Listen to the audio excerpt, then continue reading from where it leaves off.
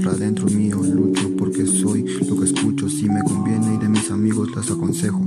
Quisiera ser solo ese tierno chiquillo que daba todo por alguien que no lo miraba. Hoy pretendo que deje estas cagadas, cargas en mi mente, y de repente me enciende algo transparente y no material, el alma donde paz queda.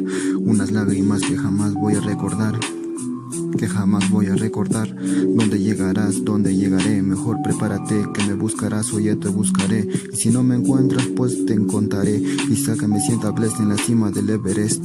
No me verás porque te veré perder. Tus miedos yo los conservaré, me hace ser humano. Y sentirme bien con tan solo sentirme vivo. Siento que no me moriré, escribiré hasta el último de todos mis días. Mientras escucho el boom bap de con la melodía, osaría a pedir perdón ante la mamá mía por todos los errores que cometí en mi vida. Por cuántas veces dejé que se preocupara y me daba cara. Por todas las broncas, coche, aún así sonreía. No me perdí nada. La bebida y el tabaco son muchos vicios. Me dio en la locura, su desquicio me volvió desperdicio. En medio de mi despertar cada mañana sintió que mañana solo es una caña, solo la lucha de las sábanas para levantarme de la cama. Con ganas, sin depresión sonora, vómitos por horas y horas, en medio de la mente insana que emana esporas que erradican llantos, mientras el alma llora buscando información como para sentirme de esto.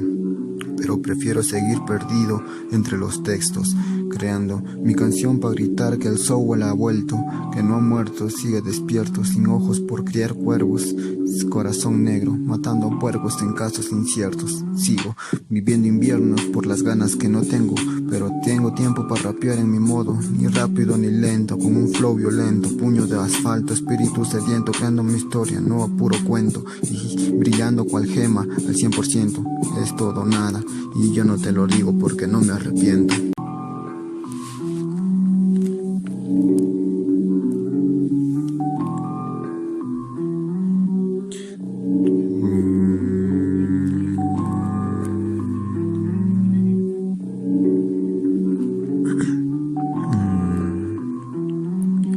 Tu sonrisa mi lema y todo lo que me envenena y me calma, me da paz cuando ya hay tanta guerra dentro mío. Lucho porque soy lo que escucho, si me conviene, y de mis amigos las aconsejo.